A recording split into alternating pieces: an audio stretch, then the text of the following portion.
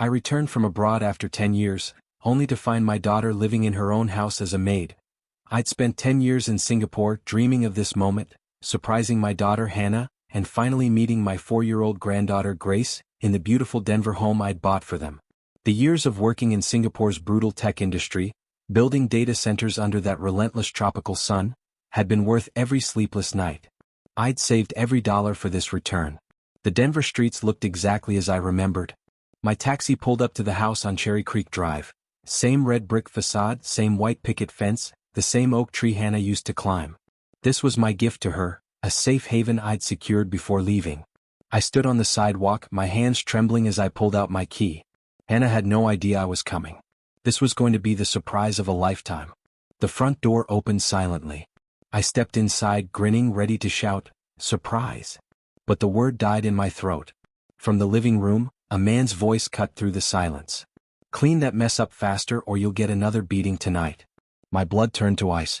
Through the doorway, I saw Hannah on her hands and knees, picking up shattered dishes with trembling fingers. She was wearing a dirty apron that read, "Hamilton Family Property." They dared to treat my daughter like this? I would make them pay. My name is Jacob Bennett, and this is the story of how I stood up to protect my little girl. The unwelcome reunion. Suddenly my son-in-law Huxley appeared. His cruel anger vanished, instantly replaced by a bright, false smile as he strode toward me. "Dad, welcome home," he exclaimed, throwing his arms out. "What a wonderful surprise. Hannah was just helping with some housework. You know how she is, always wanting to pitch in." Hannah scrambled up frantically, untying the degrading apron and shoving it behind a couch cushion. "Dad," she said, forcing a smile that didn't reach her eyes. "I'm fine, just tired." A small figure peeked out from behind her legs. Grace, seeing me in person for the first time. Her big brown eyes studied me with a mix of curiosity and fear. "Mommy," Grace whispered. "Who is that man?" The words hit me like a physical punch. Despite all our video calls, I was still a stranger. I crouched down, keeping my voice gentle despite the turmoil inside. "Hey, sweetheart. I'm your grandpa Jacob. Remember me from our calls? I've been working far away, but now I'm here to visit you and Mommy." Grace buried her face against Hannah's leg, overwhelmed. As Hannah placed a protective hand on her daughter's head, I saw it, a dark purple bruise wrapping around her forearm. "Hannah," I started, but she quickly pulled her sleeve down, shooting me a look that screamed, "Not now." Huxley clapped my shoulder with practiced familiarity, a warning in his eyes. "She's been a little clumsy lately," he said with a hollow laugh. "You know how women can be, always bumping into things." Something was profoundly wrong.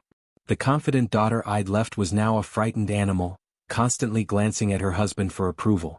My granddaughter, who should have been running into my arms, was cowering behind her mother. Standing in what should have been a joyful reunion, one thought crystallized. I needed to find out what had happened to my family.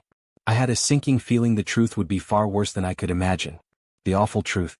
3 hours later I got my chance. Huxley left for a business meeting, though the whiskey smell suggested otherwise. Grace was napping, and the house felt different without his oppressive presence. Hannah sat at the kitchen table, staring at her hands. In the afternoon light, the bruises were even more visible, not just on her arms but grip marks around her wrists. "Hannah," I said gently, pulling up a chair. "Tell me about those bruises. Don't tell me you're clumsy. I raised you. You were the most coordinated kid on the block." She flinched, wrapping her arms defensively. "It's nothing, Dad. Just work accidents. I've been doing physical tasks, helping with renovations." Her voice wavered, avoiding my eyes. This wasn't my confident daughter. I took her hand gently. "Hannah Rose Bennett," I said, using her full name just like when she was little. "Remember what I promised the day you were born? I'd always protect you. That promise doesn't expire." The dam broke. Her face crumpled, tears streaming. Her body shook as she collapsed into the frightened girl she'd become. "Oh, Daddy," she sobbed, using the childhood name. "I messed up so bad. After Grace was born I got sick. Really sick up here." She tapped her temple. "The doctor called it postpartum depression. I couldn't get out of bed some days. Couldn't take care of Grace. Huxley's family said they'd help take care of everything while I recovered." She wiped her nose, her voice dropping to a whisper. "I was on heavy medication, Dad. Everything was foggy. I couldn't think straight. They kept bringing papers to sign. Insurance forms, they said. Medical authorizations. I signed whatever they put in front of me because I trusted them. My heart broke. What kind of papers? Property transfer documents. Power of attorney forms. She looked around the kitchen that should have been hers. They told me I'd signed the house over. That I was now their living caregiver working off the debt of their help. Rage built inside me. They had preyed on my daughter at her most vulnerable. They said if I didn't obey, if I tried to leave, they'd prove I was unfit and take Grace away. Her voice broke completely. So I stayed. I've been their servant in my own home for 3 years, Dad. She walked to a kitchen drawer and pulled out a thick manila folder. I kept everything. Medical records, the papers I signed, everything. I kept hoping someday someone would help me understand what really happened. As I opened that folder, one thought echoed. They had made the biggest mistake of their lives when they decided to mess with Jacob Bennett's daughter. The medical evidence. That night, I spread Hannah's medical records across the kitchen table like a detective working a case. What I found made my blood run cold. The dates told a story of systematic exploitation. Hannah had signed the property transfer documents on March 15th. According to her medical chart, March 15th was also the day her psychiatrist had increased her antidepressant dosage to the maximum level due to a severe psychological episode. The next morning, I drove straight to Denver General Hospital. Dr. Patricia Morrison, Hannah's former psychiatrist, agreed to meet with me. "Mr. Bennett," Dr. Morrison said, pulling Hannah's thick file from her cabinet. "I remember your daughter very well. Her case was one of the most severe postpartum depression episodes I've ever treated." She flipped through notes, her expression troubled. During March of that year, Hannah was barely functional. We had her on Zoloft, Ativan, and Seroquel, heavy medications that severely impair cognitive function and decision-making ability. "What does that mean in practical terms?" I asked, dreading the answer. "It means she was in no condition to make any legal decisions whatsoever. The medication levels we prescribed would have left her confused, disoriented, and highly suggestible. She shouldn't have been signing birthday cards, let alone property documents." Dr. Morrison called in Rebecca Walsh, the nurse who had worked closely with Hannah. "Oh my God," Rebecca said, shaking her head as she heard what happened. "I remember those days clearly. Hannah was so heavily medicated that some days she couldn't even recognize her own mother. She would stare at people like she was looking through fog. There's no way she could have understood complex legal documents." Dr. Morrison pointed to the medication log. "Look at this timeline, Mr. Bennett. March 10th through March 20th was her absolute worst period. We were considering hospitalization because she was barely responsive to verbal commands. And they had her sign legal papers during this time. If what you're telling me is true, then what they did was not just morally reprehensible. It was legally invalid," I said, my voice tight with rage. "Absolutely," Dr. Morrison confirmed.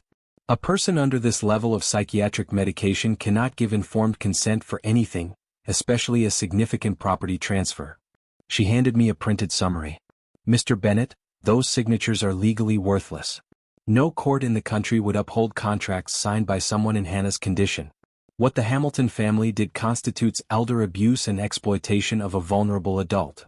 As I left the hospital with that medical summary, I felt something I hadn't experienced in years: hope. For the first time, I knew we had a real chance to fight back. The Hamilton family thought they were clever, but they just handed me the ammunition I needed to destroy them. A lawyer with teeth. Armed with Dr. Morrison's summary, I found the law offices of Webb and Associates, specialists in exploitation cases. Caroline Webb had a reputation for taking down powerful families. Her downtown Denver office occupied the 15th floor of a glass tower. Caroline herself was a woman in her early 50s with sharp eyes and silver hair pulled back in a bun. "Mr. Bennett," she said, gesturing to a leather chair. "Tell me everything. Don't leave out any details." I laid out the whole story: the degrading apron, the depression, the suspicious timing, and Dr. Morrison's assessment. When I finished, Caroline leaned back, tapping her pen against her lips. "Mr. Bennett, this is textbook exploitation of a vulnerable adult. What the Hamilton family did isn't just morally despicable. It's a federal crime." She spread the documents across her desk. "Any first-year law student could get these contracts voided. But here's what makes this case special," she continued, her voice taking on a predatory edge. "The Hamilton family didn't just commit fraud. They created a pattern of ongoing abuse, forcing Hannah to wear that apron, making her work as an unpaid servant, threatening to take away her child. That's human trafficking, Mr. Bennett." My heart pounded. "What can we do?" "We're not just getting your daughter's house back," Caroline said firmly. We're sending the Hamilton family to federal prison. She outlined our plan. Step 1. Give them 48 hours to voluntarily return the property and pay damages. Some families settle out of fear. Step 2. If they refuse, we file both civil and criminal complaints simultaneously, civil to recover the house, and a criminal referral to the FBI for human trafficking. Step 3. We contact the Denver Post. Public pressure is incredibly effective against families who care about their social standing. Step 4. And step 4? I asked. Caroline smiled, and it wasn't a pleasant expression. Step 4 is when we destroy them completely. Asset forfeiture, prison sentences, and civil judgments that will bankrupt them for generations. She stood up and extended her hand. The Hamilton family picked the wrong victim when they targeted your daughter. What do we do first? Tomorrow morning, you and I are going to pay them a visit. We'll give them a chance to surrender peacefully. If they're smart, they'll take it. If they're not, we'll teach them what happens when you mess with Jacob Bennett's family. Walking out, I felt more powerful than I had in years. The Hamilton family was about to discover that their biggest mistake wasn't just exploiting my daughter. It was doing it while her father was still alive to fight back. The confrontation. The next morning, Caroline and I drove through the gates of the Hamilton estate in Cherry Hills Village. The mansion was a colossal display of wealth. A butler led us through marble hallways to William Hamilton's mahogany study. William, 70-something with silver hair, did not rise when we entered. "Mr. Bennett," he said, his voice dripping with condescension. "I understand you have concerns about your daughter's living arrangements. Hannah is very happy working for our family." "Working?" I said, my rage controlled. "You mean being your unpaid slave in her own house?" William laughed coldly. "You're nobody, Bennett. My family has owned this city for 4 generations. We have judges, politicians, and police commissioners in our pocket. You think one old man can threaten us?" Caroline stepped forward, placing a thick folder on his desk. "Mr. Hamilton, I'm attorney Caroline Webb. These are your daughter-in-law's medical records from Denver General, along with expert testimony from her psychiatrist." She opened the folder precisely. On March 15, Hannah signed property documents while under maximum dose psychiatric medications. Dr. Patricia Morrison states Hannah was so heavily medicated she couldn't recognize her own mother. William barely glanced at the documents. "Hannah signed voluntarily. We have witnesses." "You exploited my daughter's mental illness," I leaned forward. "That's a federal crime, Hamilton. Human trafficking, exploitation of a vulnerable adult, fraud." Uncertainty flickered in William's eyes as he read Dr. Morrison's assessment. "This is ridiculous," he blustered, his conviction cracking. "Hannah needed help. We provided it. She's grateful." Caroline smiled. "Grateful? Is that why she wears an apron saying Hamilton family property? Why your son threatens to beat her?" William's face flushed red. "How dare you come into my home making these accusations? I'll have you arrested for harassment." "Call the police," Caroline said calmly. "I'd love explaining how your family held a mentally ill woman as an unpaid servant for 3 years. Huxley burst in, his face twisted with rage. "Dad, why are we talking to these people? Let me handle this the way we handle all our problems." Caroline didn't flinch. "Mr. Hamilton, you have 48 hours to return Hannah's house and pay $1 million in damages. If you refuse, we file civil and criminal complaints with the FBI."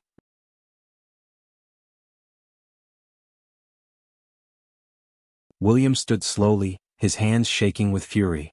"You just declared war on the wrong family, Bennett. We'll destroy you and that pathetic daughter of yours." "You already tried," I said, standing to face him.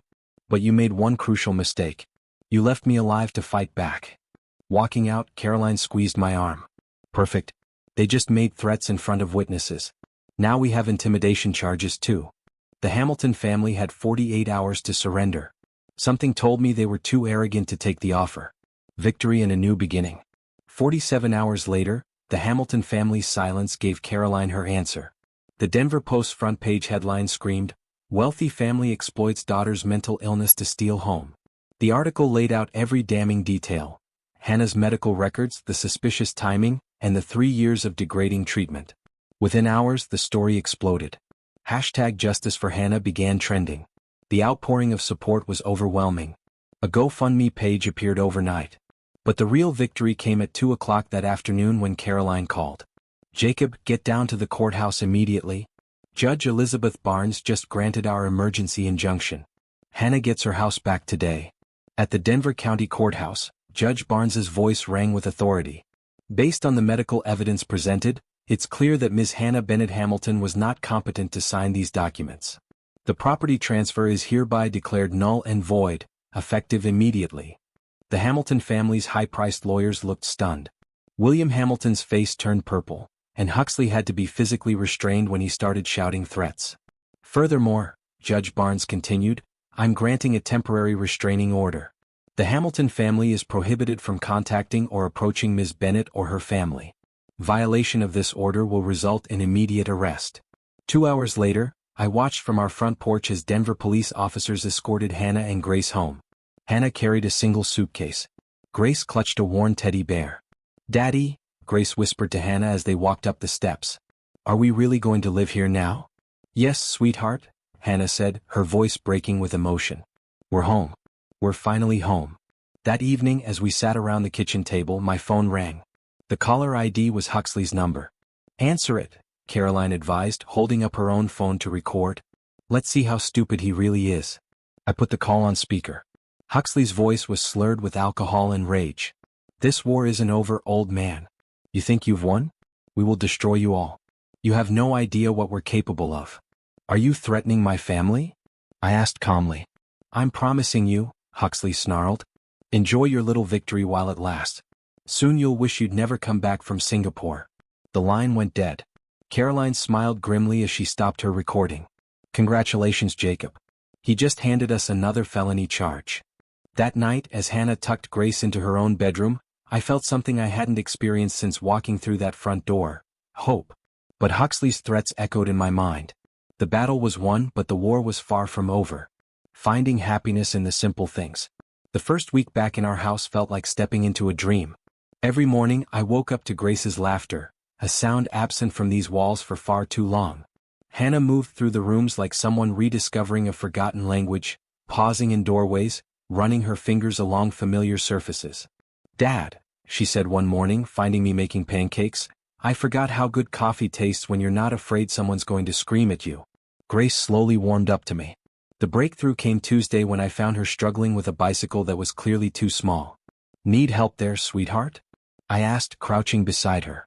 I want to ride like the big kids, but my bike is too baby.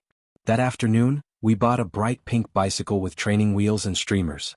Watching Grace's face light up as she pedaled around the driveway was worth every sleepless night in Singapore. I threw myself into fixing the neglected house. Loose floorboards, leaky faucets, peeling paint. Hannah surprised me by joining in. Together, we repainted Grace's room, hung new curtains, and planted flowers in the front garden. Remember when you taught me to use a drill? Hannah asked one evening as we assembled Grace's bookshelf. I was 12 and Mom was convinced I'd put a hole through the wall. You did put holes through the wall, I laughed. 3 holes. Your mother made me sleep on the couch for a week. Evenings were the best part. Real family meals, filled with conversation and laughter instead of tense silence.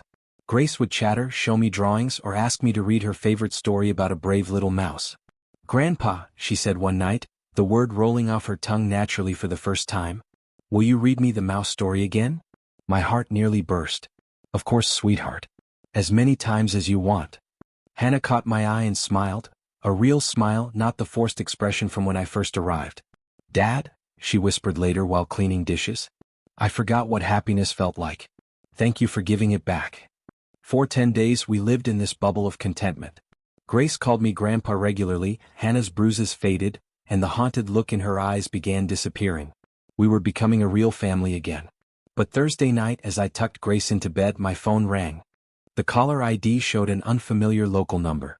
Don't answer it, Hannah said, appearing in the doorway, worry etched across her face. But I did. Huxley's voice was cold and sober this time, more frightening than his drunken rage. Enjoying your little family reunion, old man? He asked. Don't get too comfortable. Some storms you can't see coming until they're right on top of you. The line went dead. I stared at the phone. Grace, sensing the tension, asked, Grandpa, who was that? You look scared. I forced a smile and kissed her forehead. Nobody important, sweetheart. Just a wrong number.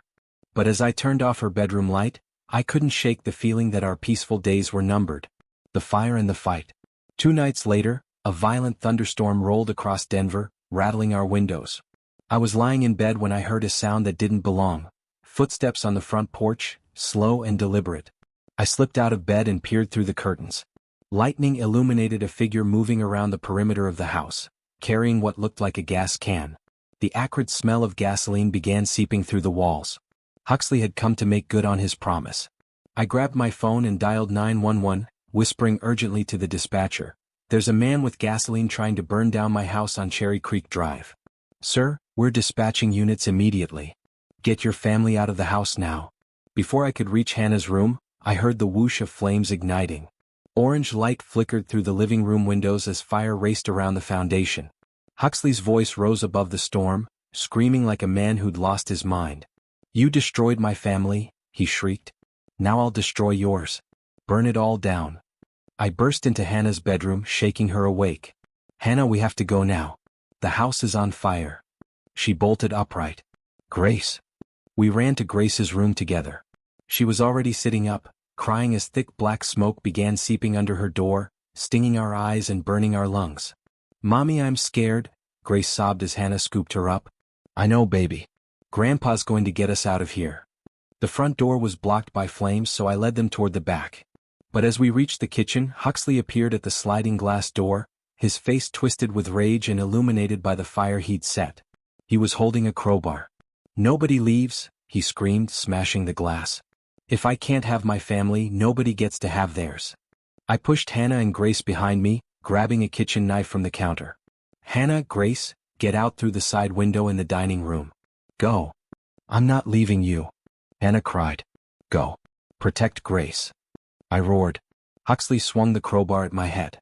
I ducked and tackled him around the waist, sending us both crashing into the kitchen cabinets. The knife skittered across the floor as we grappled. "You want to hurt my family?" I gasped, fighting for leverage. "You'll have to go through me first." Huxley was younger and stronger, but I had 40 years of suppressed fury driving me. Every sleepless night in Singapore, every tear Hannah had shed, every moment of Grace's childhood I'd missed, it all poured into my fists as we fought. The sound of sirens cut through the storm just as I managed to pin Huxley to the floor. Through the broken sliding door, I saw flashing red and blue lights. "Denver police, everyone out of the house." I dragged the semi-conscious Huxley toward the back door as firefighters burst through the front entrance, their hoses already spraying water on the flames. Outside in the rain, I found Hannah and Grace huddled together on the neighbor's lawn, safe but shaking with terror. Grace ran to me the moment she saw me emerge from the smoke. "Grandpa, I thought you were gone." I knelt and pulled both of them into my arms as paramedics checked us and police officers handcuffed Huxley. Our house was damaged but still standing. The fire department had arrived just in time. "It's over," I whispered into Hannah's hair as we watched them load Huxley into a police car. "He can never hurt you again." Justice served. 6 months later, I sat in the Denver County Courthouse, watching Judge Elizabeth Barnes deliver the final chapter. The courtroom was packed with supporters. Huxley, in an orange jumpsuit, sat at the defendant's table, his arrogance replaced by a hollow stare. "Mr. Huxley Hamilton," Judge Barnes said with absolute authority, "you have been found guilty of arson, attempted murder, domestic violence, and conspiracy to commit fraud. I sentence you to 15 years in federal prison without parole." The gavel came down. Huxley didn't flinch as bailiffs led him away in shackles.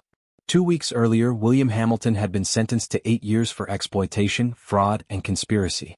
The Hamilton empire crumbled overnight. Caroline squeezed my hand. "It's over, Jacob. They can never hurt anyone again." The court-ordered restitution was substantial. The Hamilton family paid $2 million in damages, compensation for the stolen house, Hannah's unpaid labor, emotional trauma, and the fire damage. Their mansion, cars, and business assets were liquidated to pay what they owed us. We used the money to rebuild our home. The new house had bigger windows, a modern kitchen, and a spacious master suite, where I'd moved my belongings from Singapore. I wasn't going anywhere. "Dad," Hannah had said when I announced I was moving to Denver permanently. "Are you sure? You worked so hard in Singapore." "My life isn't in Singapore," I'd replied. "My life is wherever my family is." The best addition was Grace's backyard playground. Every evening, I'd push her on the swings while Hannah tended her flower garden. "Higher, Grandpa," Grace would squeal. At 5 years old, Grace was a confident, joyful child who knew she was loved and protected. Hannah had blossomed too. The haunted look was gone, replaced by the spark of the strong woman I'd raised. She'd started night classes toward a social work degree. "I want to help other women who've been through what I experienced," she told me. "Show them there's always hope." This evening, as I pushed Grace on her swing, Hannah came out carrying 3 glasses of lemonade. She sat on the porch steps, watching us with a radiant smile.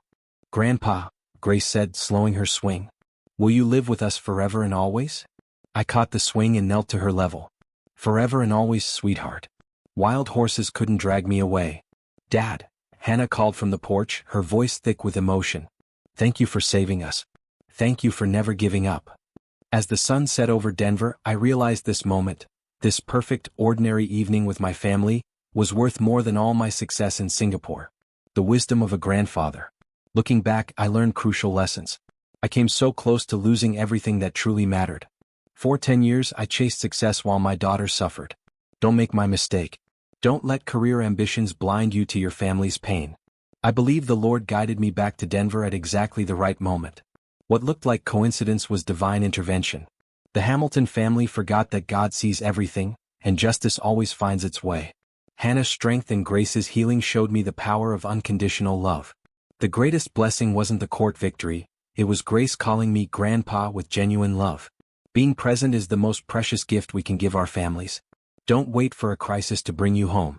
Never underestimate the power of a parent's love to move mountains. This true story changed our lives forever.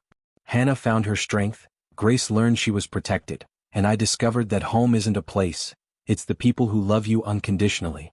Christmas tree, a different kind of Christmas, the story of Jacob and Danny. The story begins with a choice. On Christmas morning, my older son, Silas, called. "Dad, maybe he should just stay home this year." He meant my 19-year-old Danny, my autistic son. I didn't argue. I simply said, "I understand," and hung up. That evening, Danny and I created our own Christmas. By nightfall, my phone was buzzing non-stop. 25 missed calls. I had no idea that our quiet decision would soon become the story that changed everything. Exclusion. The smell of cinnamon rolls filled our little house on Cedar Avenue as Christmas morning light streamed through the kitchen windows. I stood at the counter watching my 19-year-old son, Danny's fingers dance across the old upright piano. His autism made the world overwhelming sometimes, but when he played, everything made perfect sense. Danny had been up since dawn. Christmas morning meant music. He was deep into a jazz arrangement of Silent Night when the phone rang. It was Silas. "Morning, Dad. Merry Christmas. Listen, I wanted to talk to you about tonight." He paused and I heard voices in the background, Scarlett's family dinner gathering. "Maybe he should just stay home this year." "Not Danny, not your brother. Just he." The words hit exactly as intended. We both knew who he was and why Silas thought he should stay home. The careful politeness made it worse, like he was discussing a scheduling conflict instead of excluding his own brother. I looked across the room at Danny, completely absorbed in his music, unaware that his existence was being debated. His dark hair fell across his forehead as he leaned into a complex passage. "I understand," I said quietly. I understood that my older son was ashamed of his brother. I understood that Danny's stimmying and occasional outbursts made Silas uncomfortable around his in-laws. It was easier to exclude than to educate. "Thanks, Dad. I knew you'd get it. Maybe we can do something next week. Just us. Just us." The phrase hung in the air, bitter as burnt coffee. Danny looked up from the piano. "Dad, do you want to hear the song I wrote for Mom?" My chest tightened. Every Christmas he composed something new for Grace, his mother. "Are we going to have Christmas dinner with Silas tonight?" Danny asked, hopeful. I could lie, but I couldn't bear to disappoint him. "You know what, Danny? We'll make our own Christmas." His face lit up with pure happiness. The Riverside Center. By 3 o'clock I'd made up my mind. Danny deserved better than hiding at home. "Get your jacket, son. We're going out." We headed to the Riverside Community Center, a modest brick building that was hosting a Christmas potluck for folks spending the holiday alone. It seemed like the perfect place. Helen Martinez, our neighbor, greeted us warmly. "Danny, I'm so glad you came." The main hall buzzed quietly. About 30 people, elderly widows, single parents, college students, milled around tables covered in mismatched dishes. These were real people. Danny hung close to my side at first, overwhelmed. But Helen had a gift for comfort. "Danny, I remember your mom mentioning you play piano," she said gently.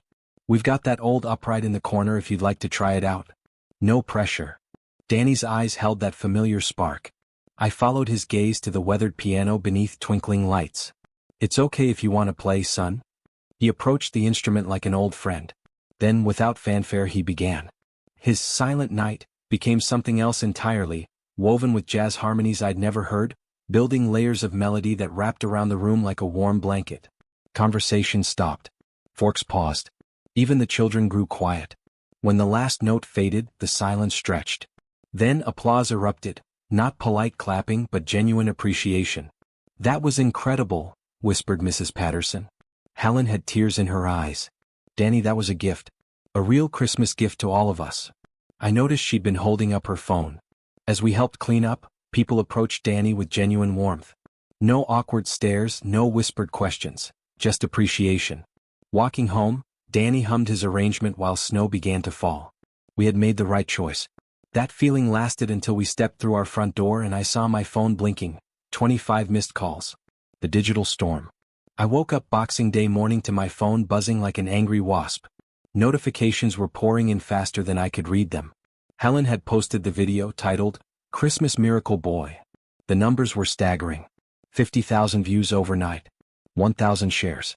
500 comments from strangers pouring out their hearts. By noon, the video had jumped platforms. YouTube versions appeared with titles like, "Autistic Teen's Christmas Piano Performance Will Make You Believe in Magic." The hashtag Christmas Miracle Boy was trending. Danny wandered into the kitchen, completely oblivious. "Morning, Dad. Can we have pancakes?" My phone rang. Channel 7 News. "Mr. Sullivan, we'd love to do a feature story on your son's incredible performance." I looked at my son happily mixing batter. He had no idea millions were watching him. To him it was just another song. "Dad, why is your phone so noisy?" Danny asked, covering his ears. "People liked your music, son. They really liked it." His face lit up. "That's nice. Can I play more songs for them?" The innocence of it broke my heart. While the world was celebrating Danny's gift, his own brother had wanted to hide him away. Strangers were celebrating what family had rejected. By evening, the story had spread beyond Colorado, reaching 2 million mentions. As I scrolled through messages of support, my phone rang with a familiar number. Silas. "Dad, we need to talk." His voice was different, apologetic. "We saw the video. Everyone's seen the video. Scarlett's been getting calls all day from friends asking about Danny. Maybe we made a mistake yesterday. Hiding him away." 10 days later, Silas called with an invitation. "Dad, it's Olivia's birthday this weekend. She specifically asked if Grandpa and Uncle Danny could come. We'd really like you both there." No mention of the video, just a simple invitation. Saturday afternoon found us at Silas's sprawling suburban house. Scarlett opened the door, her smile not quite reaching her eyes. Olivia, however, was genuinely thrilled. She launched herself at my legs and grabbed Danny's hand without hesitation. The backyard was full of families from Scarlett's country club circle. They smiled politely, but I caught the subtle glances when Danny stimmied or hummed quietly. For an hour, everything seemed promising. Danny played gently with the kids. Olivia appointed herself his official guide. Then Scarlett announced lunch. "Oh, we set up a quiet spot for Danny," Scarlett said quickly, gesturing toward the kitchen door. "Somewhere he'll be more comfortable, away from all the noise and excitement." I followed her gesture and felt my stomach drop.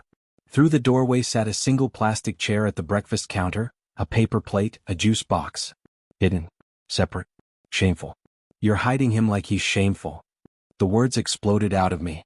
Silas stepped forward. "Dad, the other parents might not understand. We thought it would be easier for everyone." "Easier for who?" I grabbed Danny's hand, my voice shaking. "You haven't learned anything. Nothing at all." "Grandpa." Olivia's small voice cut through my anger. She stood in the doorway, tears streaming. "Why is Grandpa leaving? Did I do something wrong?" My heart broke for her, but I couldn't stay. Not when my own son still saw his brother as an inconvenience to be hidden. In the car, Danny was quiet for several blocks before asking, "Did I mess up the party, Dad?" "No, son. You didn't mess up anything." But as I drove home, one thought echoed, nothing will ever change. It was time to stop waiting for them to come around. The musical journey. Sunday morning, I woke up with clarity. If they won't accept Danny, we'll find people who will. "Danny, how would you feel about an adventure?" I asked over breakfast, watching his face light up. "What kind of adventure, Dad?" "The musical kind. Pack your bags, son. We're going to Nashville. Within 2 hours we were loaded up. Danny's portable keyboard, my old camera, and a cooler of sandwiches. The 12-hour drive gave us uninterrupted time. Somewhere outside Kansas City, he started composing lyrics about highway signs and truck stops. "Dad, look at those clouds," he said, pointing. "They look like piano keys." We rolled into Nashville Tuesday evening.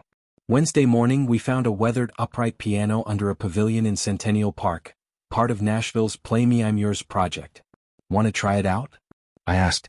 Danny began transforming Amazing Grace into something that belonged in the Tennessee hills, adding country flourishes and a gospel run. A small crowd gathered. "Kid's got real talent," said a session musician in a cowboy hat. When Danny finished, the applause was genuine. Someone dropped a 20 in his keyboard case. That evening, I posted our first video, Danny and Dad's Musical Journey, Day 1. The response was immediate, 100,000 views in 2 hours. Comments poured in from around the world. "Where are you going next?" "Following your journey." Tomorrow we'd head south to New Orleans.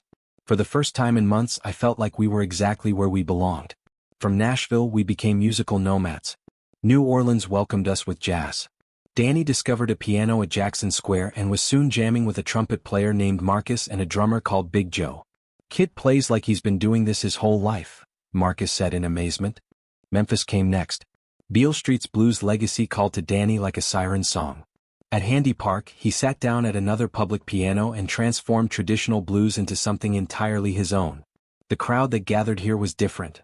Older, more knowing people who had heard real blues their whole lives. When Danny finished a haunting version of Summertime, an elderly man with tears in his eyes pressed a worn harmonica into his hands. "For luck, son. You got the gift." Chicago's Millennium Park offered yet another musical education. The classical setting inspired Danny to attempt Chopin. His interpretation was so moving that passing businessmen stopped mid-conversation, phones forgotten, listening to this young man make a public piano sing like a concert hall Steinway. Each city taught Danny something new, and he absorbed it all like a musical sponge. Jazz runs from New Orleans, blues soul from Memphis, classical precision from Chicago. Our followers grew from thousands to millions. Fan mail arrived at hotels we'd booked days in advance. Interview requests from major networks poured in. But the real magic happened in the quiet moments, Danny and I sharing a po' boy in a New Orleans cafe, him humming new melodies while I drove through the night, hotel rooms where he'd practice on his keyboard with headphones while I answered emails from strangers whose lives were touched by his music. "Dad, I like this adventure," he said one evening in Chicago looking out at the city lights. "People here understand my music. They understand you, son. The real you." For the first time in his 19 years, Danny was experiencing the world not as someone to be managed or accommodated, but as someone to be celebrated. His confidence bloomed like spring flowers, and my heart nearly burst with pride. Carnegie Hall and the coordinated attack. Then came the call that changed everything. "Mr. Sullivan, this is Frederick Harrison from Carnegie Hall. We've been following Danny's journey, and we'd like to invite him to perform on our main stage." I nearly dropped the phone. "Carnegie Hall? Are you serious?" "Completely serious. We have an opening on Valentine's Day. Would Danny be interested?" I looked at my son who was composing something new on his keyboard. "Danny, how would you feel about playing at the most famous concert hall in America?" He looked up, his eyes bright with curiosity. "Will there be people there who like music? The people who love music most in the world?" "Then yes, please." As I confirmed the booking, I felt something I hadn't experienced since Grace died, pure, uncomplicated joy. We'd found our tribe, our purpose, our place in the world. The perfect moment barely lasted. The call from Frederick Harrison had just ended when I noticed the first cracks in our perfect world. Scrolling through Danny's latest Chicago video that evening, I found comments I hadn't seen before, mixed in with the usual praise. "This is child exploitation. Where's social services? That man is using his disabled son for money. Someone needs to rescue this poor kid from his fame-hungry father." I frowned. More appeared, all with similar, precise language posted by anonymous accounts. The timing was too coordinated to be coincidence. By morning the negative comments had multiplied like a virus. Every platform was flooded with the same accusations. Then the media coverage shifted. Channel 7 in Denver ran a follow-up piece, "Local Father's Viral Journey, Inspiration or Exploitation?" Child welfare experts are weighing in with concerns about commodifying disability, the reporter announced over footage of Danny playing the piano. My stomach dropped. Someone was feeding them this narrative. The answer came with a phone call that made my hands shake. "Mr. Sullivan, this is Jennifer Martinez from the Colorado Department of Human Services. We've received several reports about your son's welfare. We need to schedule an investigation." "Investigation?" My voice cracked. "Danny is perfectly fine. We're on a musical tour. Sir, we have concerns about potential exploitation of a vulnerable individual. Multiple sources have contacted us with detailed allegations. We'll need to interview both you and Danny within 48 hours, or we'll issue a warrant for his protective custody. The systematic nature of the attack, the timing, the inside knowledge of our location, it all pointed to someone who knew us personally, someone who felt threatened by our success." That evening Helen called from Denver. "Emmerich, I've been hearing things. There are rumors going around that you kidnapped him. Social services is threatening to take Danny away. You need to tell the truth publicly about Christmas, about why you really left Denver. These lies are spreading too fast." She was right. The only way to fight lies was with the truth. But telling the truth meant exposing my own family's cruelty. It meant choosing Danny over everyone else once and for all. The truth about Danny and Dad. I spent most of January 21st staring at my laptop screen, the cursor hovering over the Go Live button. Danny practiced quietly in the corner of our Chicago hotel room, unaware that I was about to change everything. At 7 p.m. I clicked it, "The Truth About Danny and Dad Live." Within seconds viewers flooded in. The chat exploded. "Thank you for joining me," I began, my voice steadier than I felt. "You deserve the whole story, the real story about why Danny and I are on this journey." I took a deep breath and told them everything. The Christmas morning call, the birthday party kitchen seating, the systematic attack launched after we found happiness. Danny looked up from his keyboard, smiled at the camera, and went back to playing softly, a gentle soundtrack to the hardest conversation of my life. The viewer count hit 25,000. "These aren't random concerned citizens," I said, showing screenshots of the fake comments. "This is my own family trying to tear us down because we found happiness without them. Because Danny's autism isn't something to hide, it's something to celebrate. Danny isn't a burden," I continued, my voice breaking slightly. "He's a gift to the world. The only people who can't see it are the ones who share his DNA." I gestured to Danny. "Son, would you play the song from our first Christmas together?" Danny began Silent Night, the same arrangement that had started our journey, even more beautiful now. The melody filled the hotel room while 50,000 people watched in complete silence. When he finished, the chat exploded. "I'm crying. That was beautiful. Justice for Danny. Shame on that family. This is why we travel," I concluded. "Because Danny deserves a world that sees his worth. And if his own family won't give him that world, then we'll find it ourselves." The truth was out there now. For the first time since the attack began, I felt like I could breathe again. The triumph at Carnegie Hall. The aftermath was swift and devastating back in Denver. Silas's marketing firm received complaints. His colleagues avoided him.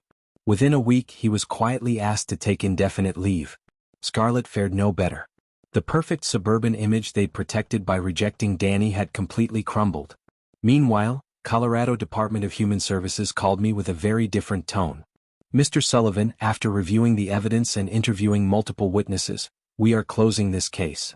No evidence of abuse and overwhelming evidence of appropriate care."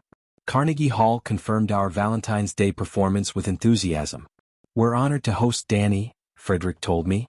February 14th arrived, crisp and clear. Walking into Carnegie Hall, Danny's eyes went wide. "It's so beautiful, Dad, like a music box." The theater was sold out.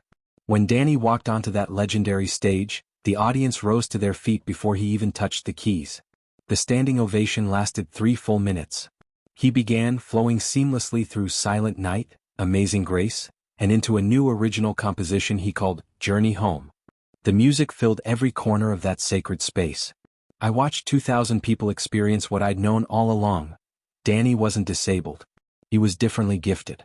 When the final note faded, the theater erupted. People wept openly. The standing ovation lasted 10 minutes. Backstage afterward, Danny hugged me tightly. "Dad, are you happy?" "Yes, son. We're free. Finding our real home." 6 months later we'd found our rhythm. Regular performances at venues that welcomed Danny's gifts. A small apartment in Nashville where he could practice without worrying about neighbors. A community of musicians, autism families, and supporters who saw Danny for who he truly was. Helen visited us, bringing homemade cookies and updates from Denver. "Everyone knows you did the right thing," she said. "Silas lost his job. Scarlett barely leaves the house anymore. Olivia asks about you and Danny constantly." That evening, as Danny composed a new piece inspired by the Nashville skyline, I reflected on our journey. Sometimes you have to leave to find your real home. Sometimes the family you choose matters more than the family you're born into.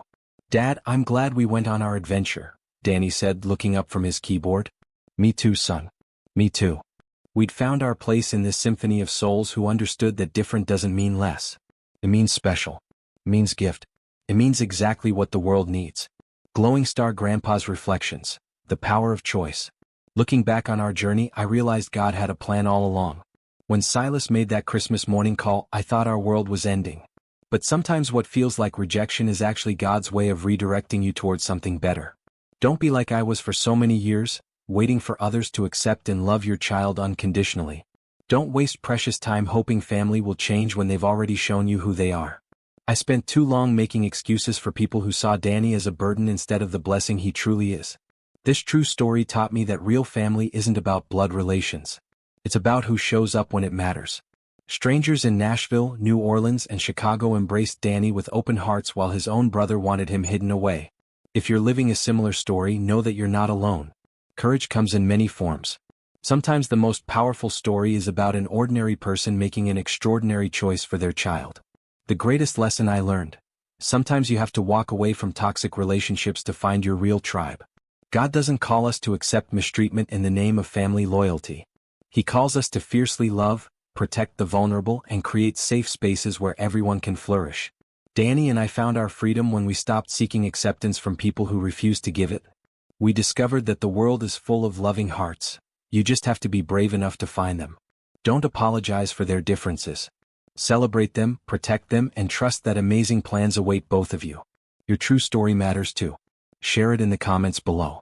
Has someone in your family ever surprised you with unexpected acceptance or heartbreaking rejection? Hit that subscribe button if this story touched your heart, and please share it with anyone who needs to hear they're not alone.